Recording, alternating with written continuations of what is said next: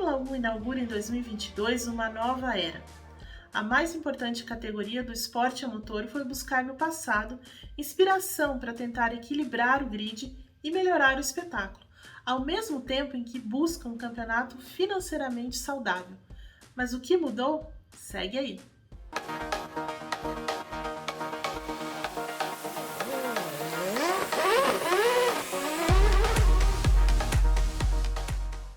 O Regulamento 2022 constitui uma mudança drástica no projeto dos carros, especialmente do ponto de vista da aerodinâmica.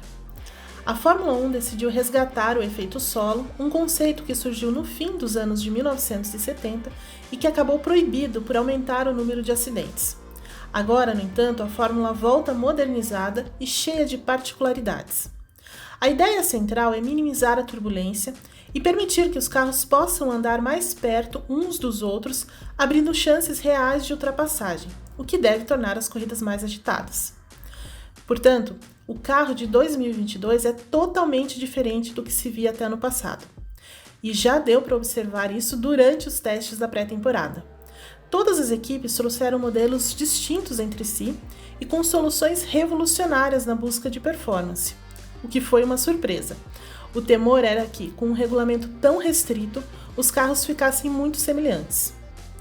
De toda forma, o Fórmula 1 2022 é mais limpo e não possui todos aqueles apêndices e aletas. O direcionamento do ar pelas laterais é feito basicamente pelos sidepods. Os bargeboards desapareceram. E ainda que as asas dianteiras e traseiras chamem mais atenção, o ponto principal está no assoalho. Tanto a forma quanto o conceito do fundo mudaram, com um fluxo de ar muito mais controlado embaixo do carro devido a 2 túneis totalmente moldados. Esses elementos criam pequenas áreas específicas para a passagem do ar, fazendo com que o ar acelere e crie uma baixa pressão que puxe o carro para baixo em direção à pista, e ainda dispersa melhor esse fluxo que chega para o carro que vem de trás.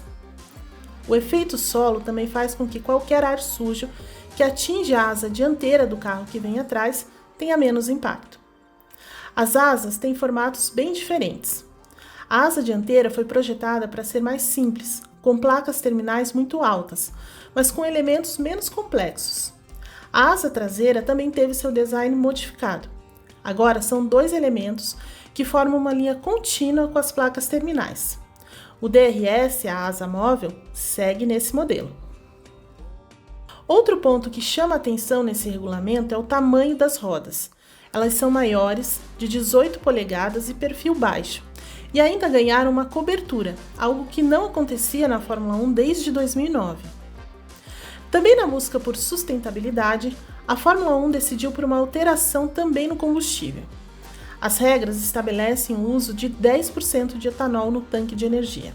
Há um aumento geral no peso do carro como resultado das rodas maiores, mas também avanços em termos de segurança. Comparado ao carro de 2021, o chassi precisa ser capaz de absorver 48% mais energia no teste de impacto frontal e 15% na parte traseira. Durante os testes de pré-temporada em Barcelona e no Bahrein, foi possível atestar a impressionante criatividade dos projetistas. Os carros surgiram diferentes entre si e com soluções diversas para as demandas do regulamento. 2 exemplos claros foram as 2 principais rivais do grid.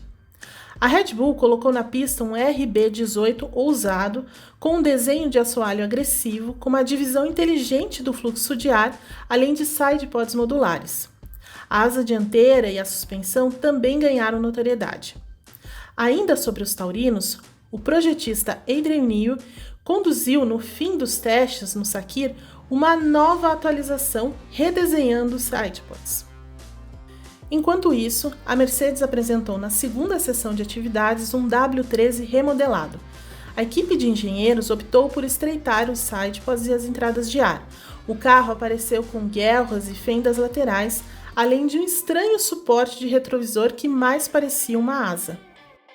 Apesar de toda a inovação do novo regulamento, assim que os carros foram para a pista lá em Barcelona, na primeira sessão de testes da Fórmula 1, ficou evidente que havia alguma coisa errada, alguma coisa que não havia sido sinalizada, antecipada durante as simulações, o carro no túnel de vento, nem nada disso, que foi o porpoising, que é, na verdade, um movimento de salto, né, ou como chamam o movimento do nado, do golfinho, ou o kick, né? Que na verdade é o seguinte: os carros passaram a quicar muito, a saltar demais em alta velocidade nas retas.